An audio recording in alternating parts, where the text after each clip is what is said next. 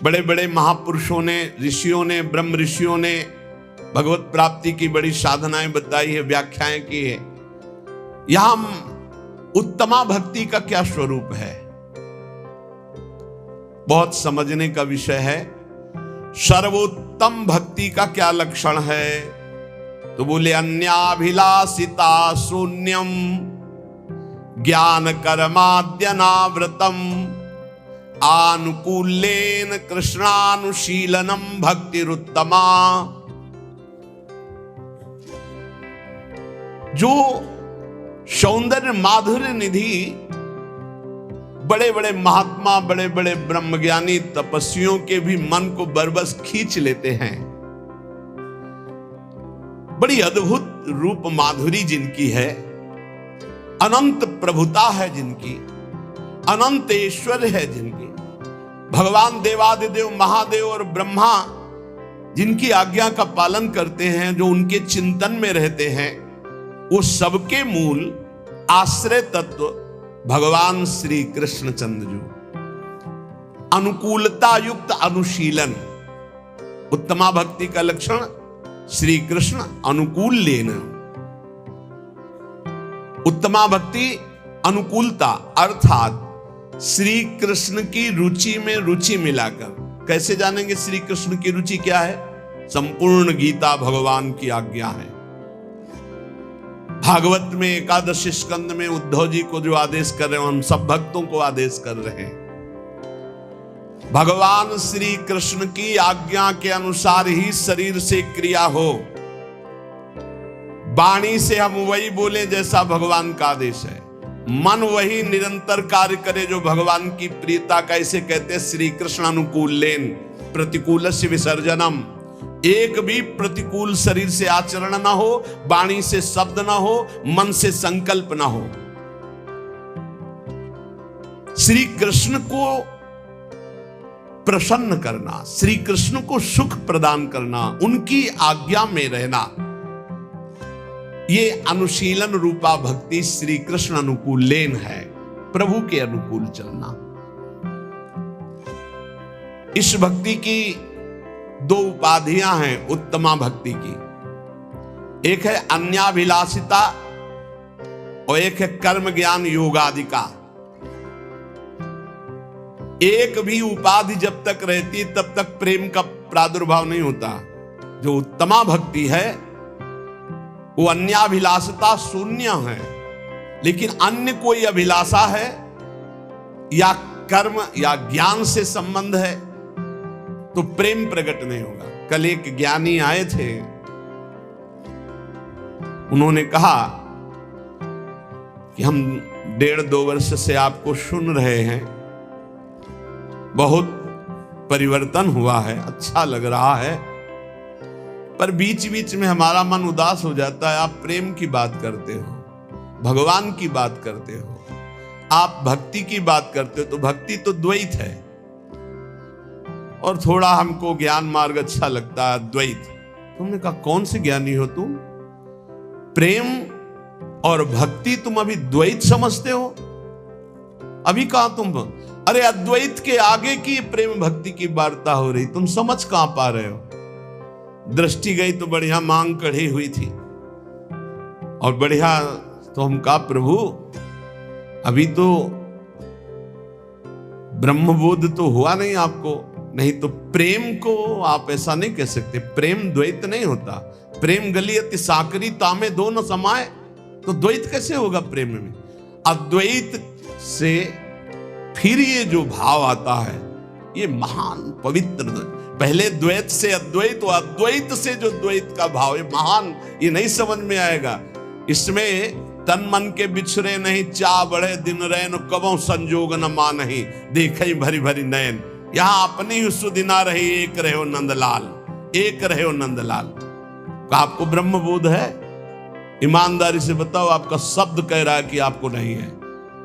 नहीं नहीं, अभी तो हम प्रयासरत है। फिर कैसे कह दिया कि हम द्वैत को बोलते हैं? द्वैत को नहीं बोलते, हम अपनी आत्मा को बोलते हैं। आत्मा हरिवंश प्रगट परमानंद सी हरिवंश। हम आत्म गुणगान कर रहे हैं, किसी और का गुणगान थोड़ी कर रहे हैं। आत्मा हरिवंश, हा हरि रा राधा बा वृंदावन सा सहचरी। वृंदावन में विराजमान सहचरियों के मध्य में श्यामा श्याम कौन है? हमारी आत्मा है। आत्मा हरिवंश प्रगट परमानंद श्री हरिवंश प्रमाण मनम। श्री हरिवंश विदित विधि वेदम, श्री हरिवंश जो तत्व अभेदम, हम अभेद तत्व का वर्णन कर रहे हैं। कहाँ हो तुम? भेद में हो, इसलिए तुम्हें भेद का चश्मा लगा है तो भेद ही दिखाई देगा, और अभेद का चश्मा लगा है तो अभेद दिखाई देगा। कर्म ज्ञान योगादि मिश्रण नहीं है हमारी भक्ति में, ये विशुद्ध भक्ति है। अब या में मिलो नहीं मिले न कछु, जब खेलत रास सदा बल में। अभिलाषा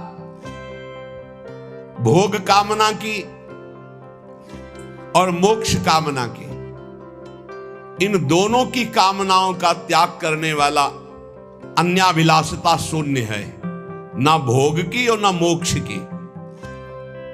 और यहां ज्ञान अहम ब्रह्मास्मि, इसकी जरूरत नहीं है। यहां योग हठ योग आदि की जरूरत नहीं है। यहां कर्म किसी फलाकांक्षा से नहीं होता है, किसी लौकिक पारलौकिक भोगों के लिए नहीं होता है। हां, यहां ज्ञान है क्या? भगवान की दिव्य मंगलमय रहस्य का, स्वरूप का, भजन का, तत्व का, सब में विराजमान। सर्वान वस्तुतया निरीक्ष परम स्वाराध्य बुद्धिर्मम। यहां योग है पर हठ योग नहीं। यहां चित्त की वृत्ति का निरोध करके निरंतर प्रियालाल में स्थित रखना, ये योग है। भगवान के रूप गुण लीला चरित्र आदि में तल्लीन रहना, ये योग है।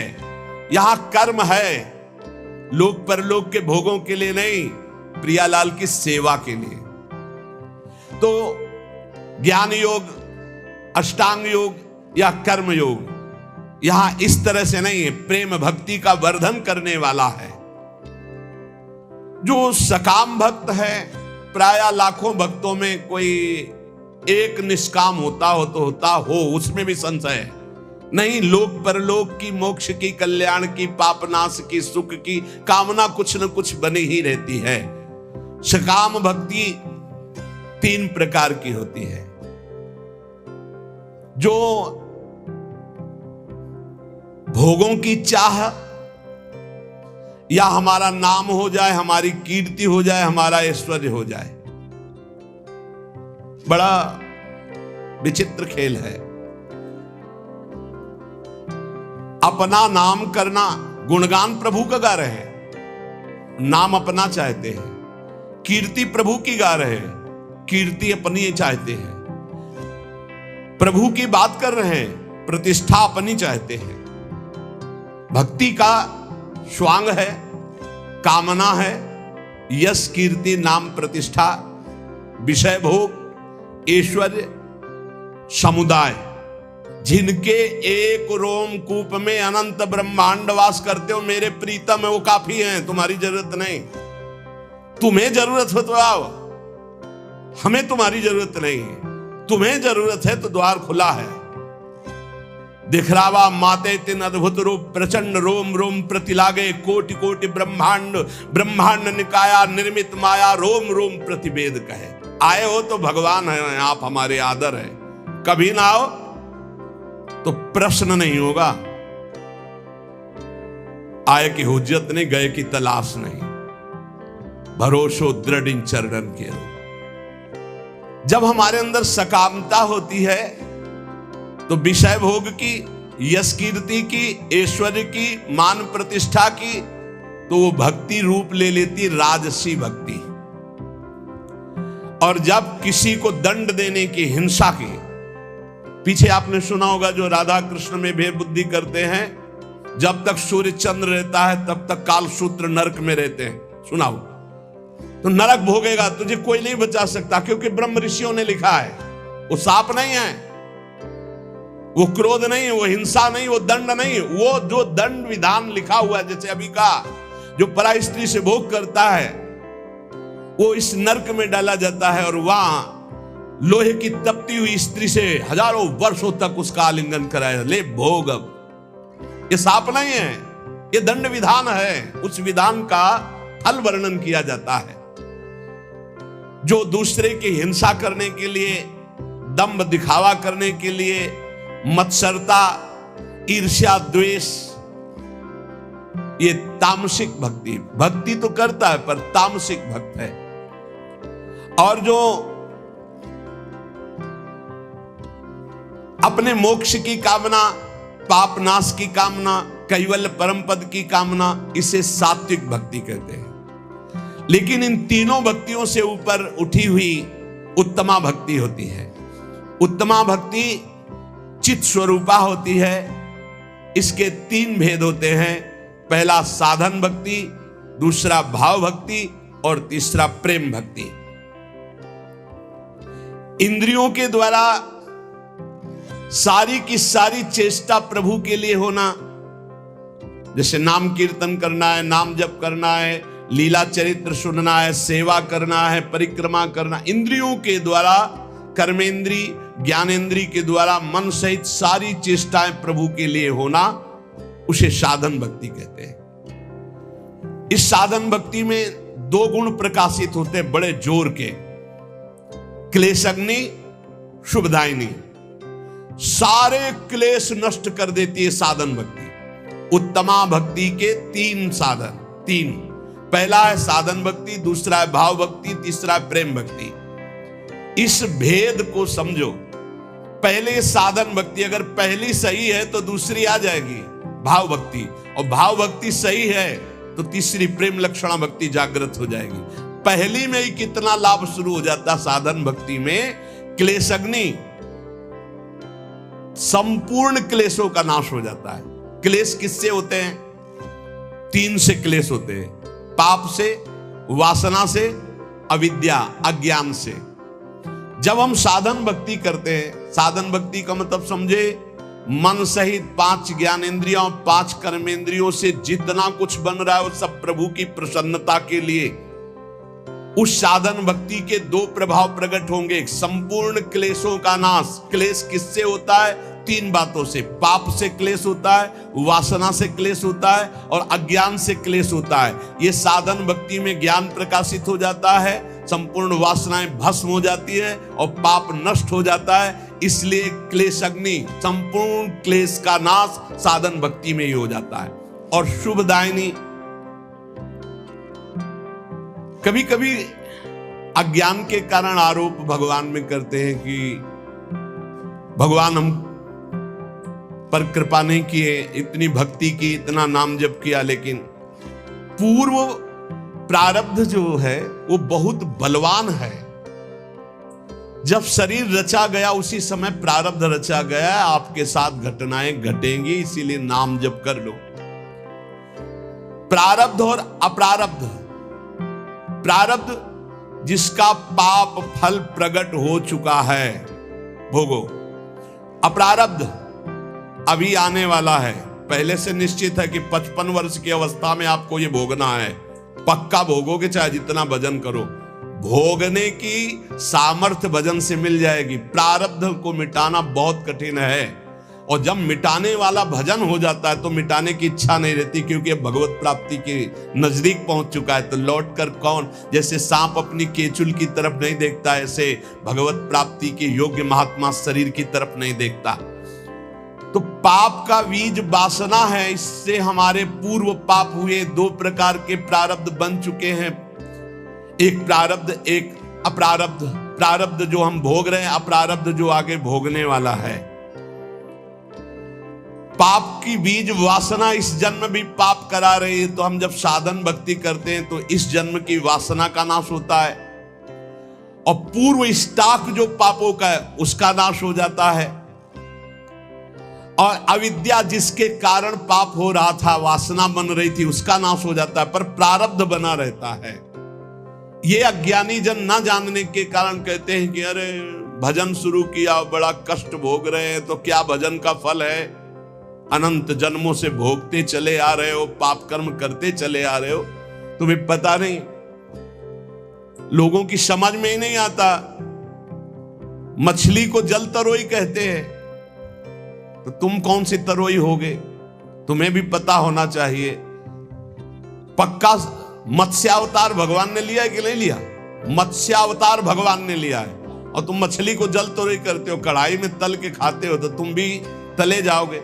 अब एक बार के आहार में कितने जीव खाते हैं लोग, कितना पाप कर रहे हैं। अज्ञानियों को ब्रह्मा भी नहीं समझा सकते। मूर्ख हृदय न चेत, चाहे गुरु मिले बिरंच सम, फूले फरे न बेद। बांस में चाहे जितनी खाद पानी लगा दो, वहां सेव संतरा नहीं लगने वाले। ऐसे ही जो मूर्ख स्वभाव के लोग होते हैं, नहीं समझने वाले। जब साधन भक्ति का अनुष्ठान किया जाता है तो उससे दो प्रभाव प्रकट होते, क्लेश अग्नि और शुभदायिनी। क्लेश अग्नि, पाप से क्लेश होता है, वासना से क्लेश होता है, विद्या, तीनों का नाश हो गया। लेकिन प्रारब्ध और अप्रारब्ध, आगे आने वाला भोग, ये दोनों भोगने पड़ेंगे। इसलिए हिम्मत जुटाओ, नाम जप के द्वारा इतने बलवान बनो कि प्रारब्ध आवे और हंसते हुए भोग लो। प्रारब्ध का नाश करने की जब योग्यता आती, तब नाश करने की इच्छा नहीं रह जाती, और जब तक नाश करने की इच्छा, तब तक योग्यता नहीं आई। सब क्लेशों का मूल कारण भगवान का भजन न होना, भगवत विमुखता है। तो जब हम भक्तों के संग के प्रभाव से साधन भक्ति का अनुष्ठान करते हैं, तो सारे क्लेशों का, दुखों का नाश हो जाता है। अब आगे दुख नहीं है, बस इतना ही है रास्ता जिसको आप भोग ले। सर्व दुख नाशकत्व, ये क्लेश अग्नि से हो गया। अब शुभ का अर्थ है साधक के जीवन में परम मंगल, परम आनंद का विधान, ये नाम से प्रकट होता है। श्री हरिवंश चंद्र शुभ नाम, सब सुख सिंधु प्रेम रस धाम, जाम घटी बिसरे नहीं, एको क्षण न बिसरो। हर समय नाम जप करो, ये महाशुभ प्रकाशित कर देगा। शुभ से क्या होता है, जैसे क्लेश अग्नि से वासना, पाप, अविद्या का नाश, प्रारब्ध के भोगने की सामर्थ्य आ गई। शुभ से क्या होता है, बोले शुभ सारी दैवी संपदा प्रकट कर देती है। साधन भक्ति से विषय सुख, ब्रह्म सुख, पारमेश्वर सुख, ये सभी प्राप्त हो जाएगा। आपको विषय सुख चाहिए तो भी साधन भक्ति करो, आप देखो विषय सुख प्राप्त हो जाएगा, ब्रह्म सुख प्राप्त हो जाएगा, पारमेश्वर सुख प्राप्त हो जाएगा।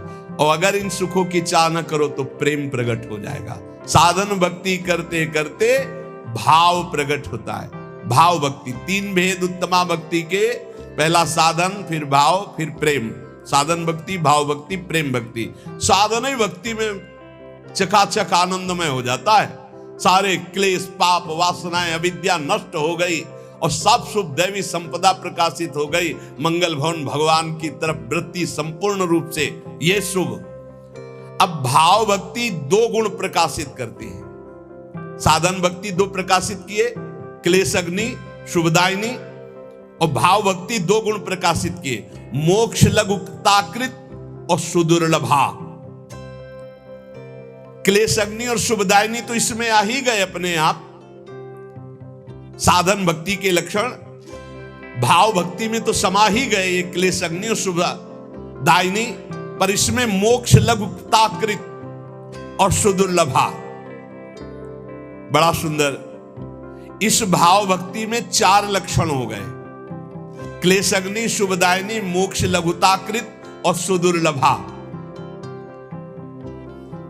मोक्ष लघुताकृत, इतना आनंद प्रकट होता है भाव में कि मोक्ष भी लघु लगने लगता है।